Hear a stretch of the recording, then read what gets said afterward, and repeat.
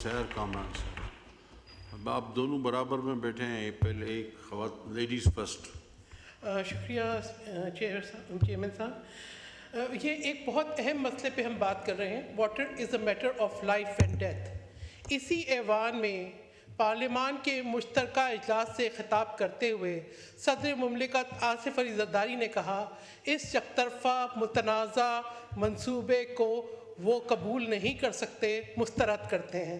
میں سمجھتی ہوں کہ صدر مملکت کے پاس سے اس طرح کے بیان آنے کے بعد اس پہ دوسری بات ہونی ہی نہیں چاہیے تھی. لیکن جس طریقے سے پانی کے ایشو پہ سیاست پنجاب میں کی جا رہی ہے، سیاست سندھ میں نہیں ہو رہی. ہمارے لیے تو یہ زندگی اور موت کا مسئلہ ہے. اس لیے کہ آپ ایک ریگستان کو آباد کرنے کے لیے ہمارے ہرے بھرے کھیتوں کو بنجر نہیں کر سکتے. یہ وفاقی محکموں کی رپورٹ ہے کہ پاکستان میں پانی کا بحران شدت اختیار کر رہا ہے اور 3 صوبوں کے اندر خشک سالی کا اندیشہ ہے. اس وقت ہمیں اس سیزن کی بجائی کرنے کے لیے پانی نہیں مل رہا.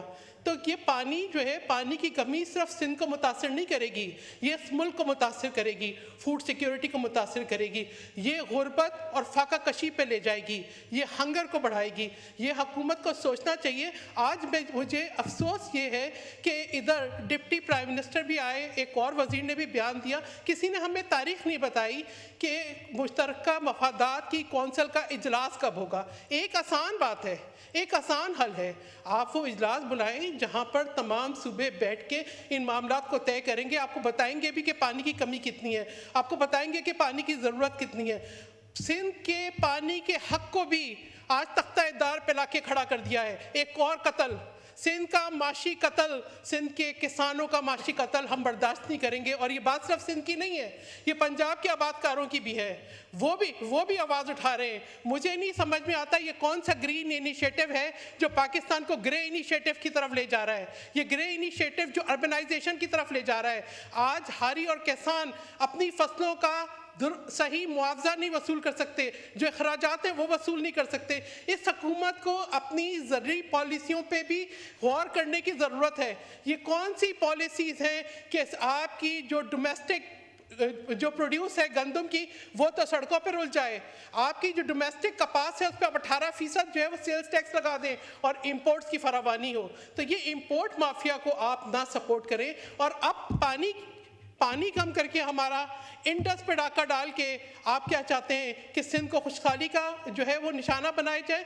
اور جو بیانات ابھی کہہ رہے تھے ڈپٹی پرائم منسٹر صاحب کہ جو ہے کچھ لوگ اس کا فائدہ اٹھا رہے ہیں، کچھ جماعتیں، تو میں یہ کہوں گی جو نفرت اور تفریق پنجاب کے صوبائی کابینہ کی طرف سے پھیلائی جا رہی ہے، جس قسم کی گفتگو وہ کر رہے ہیں اس کا بھی جائزہ لیں، ان کا بھی سمجھائیں کہ وہ کس طرح کی بات کر رہے ہیں. پاکستان پیپلز پارٹی نے تو ہمیشہ وفاق کی بات کی ہے، پاکستان کی سالمیت کی بات کی ہے، پاکستان کھپے کا نعرہ لگایا ہے. پاکستان پیپلز پارٹی نے تو تمام صوبوں کے حقوق کی پاسداری کی ہے. پاکستان پیپلز پارٹی نے تو صوبوں کو ان کے حقوق دیے ہیں.